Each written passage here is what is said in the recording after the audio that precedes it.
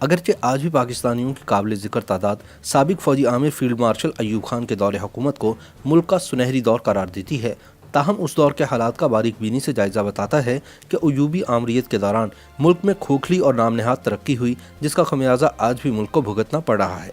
سابق military dictator general Ayub Khan کے مداحوں میں عام پاکستانی ہی نہیں بلکہ دنیا کی بااثر شخصیات بھی شامل تھیں۔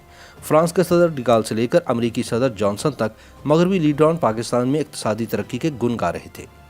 حتیٰ کہ اس دور کے عالمی بینک کے صدر رابرٹ میکنمارا نے بھی ایوب خان کے زیر اہتمام پاکستان کو دنیا میں ترقی کے حصول کی ایک سب سے بڑی کامیابی قرار دیا تھا۔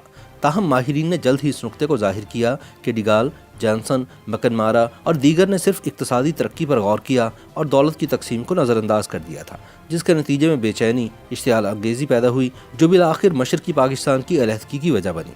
یہ ہمارا معاشرتی المیہ ہے کہ سول اور فوجی ڈکٹیٹرز، فاشسٹ، نفرت پھیلانے والی مذہبی شخصیات اور قانون ہاتھ میں لینے والوں کے بھی لوگ عقیدت مند بن جاتے ہیں۔ فوجی ڈکٹیٹرز اس معاملے میں زیادہ خوش قسمت ہیں۔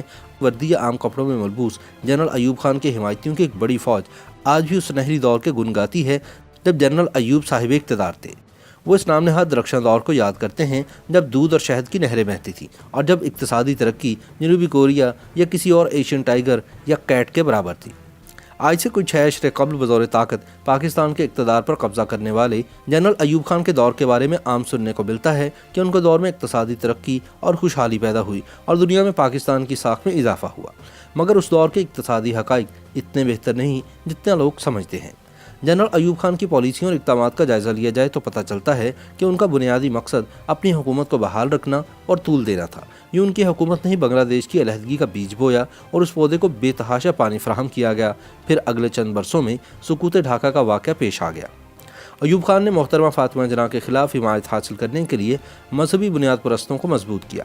کئی لوگ اقتصادی ترقی کو ان کی غیر معمولی کامیابی گردانتے ہیں، مگر اس دوران آمدنی میں عدم مساوات کو فروغ ملنے سے ملک میں صرف 20 گھرانوں کو عروج نصیب ہوا جنہوں نے قومی وسائل پر اپنا اختیار جما لیا اور اپنے پاس کالا دھن جمع کیا۔ اس طرح باقی لوگوں میں غربت، بھوک اور مایوسی پھیلتی رہی۔ اقتدار سنبھالتے ہی جنرل ایوب خان نے عوام اور جمہوری عمل کو مایوس کیا۔ ان کے نزدیک عوام اس قدر ان پڑھ اور غریب تھی کہ ان کے ووٹ پر اعتماد نہیں کیا جا سکتا تھا، سو انہوں نے چند ہزار افراد پر مشتمل الیکٹوریٹ یا بنیادی جمہوریتوں کا سیٹ اپ تشکیل دیا، جس میں سے 95% نے جنرل ایوب خان کو اپنا سربراہ منتخب کر لیا۔ جنرل ایوب خان نے داخلی افراتفری کی صورتحال کا سیدھا ذمہ دار سیاستدانوں کو ٹھہرایا اور ان پر الزام عائد کیا کہ انہوں نے ذاتی مفادات کے لیے ملک کا سودا کیا۔ وہ مشرقی اور مغربی پاکستان کے بڑے سیاستدانوں کو جیل میں ڈالنا چاہتے تھے۔ ان کے بعد آنے والے فوجی عاملوں نے بھی اسی طرح سیاستدانوں کی توہین کی۔ ایوب خان کے دور اقتدار میں نام نہاد معاشی ترقی کی جڑیں غیر مساوی آمدنی میں پیوست تھیں، جو کہ کلیاتی معاشیات اور علاقوں اور لوگوں کے درمیان وقت کے ساتھ بدتر ہوتی گئی۔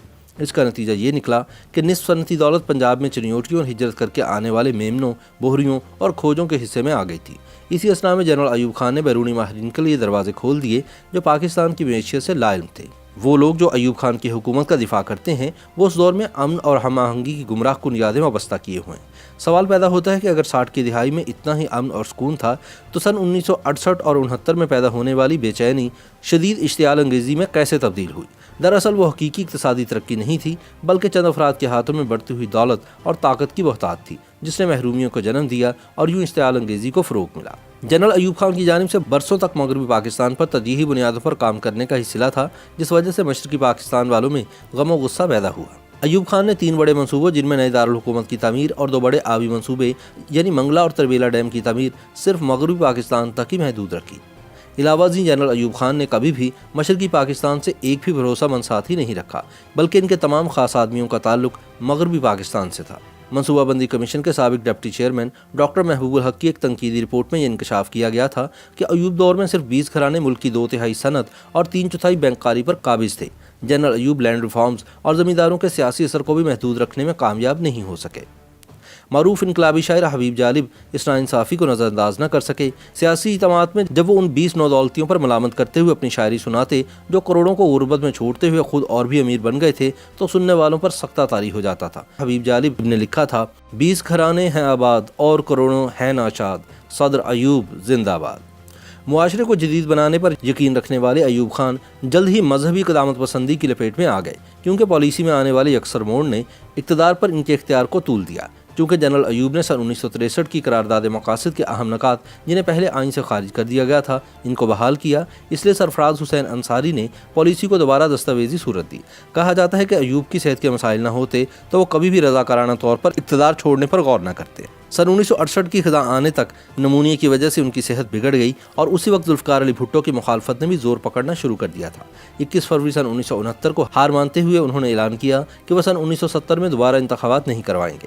مارچ کے آنے تک یحییٰ خان بطور چیف مارشل ایڈمنسٹریٹر اقتدار پر قابض ہو گئے اور یوں جنرل ایوب خان کے اقتدار کا سورج غروب ہو گیا۔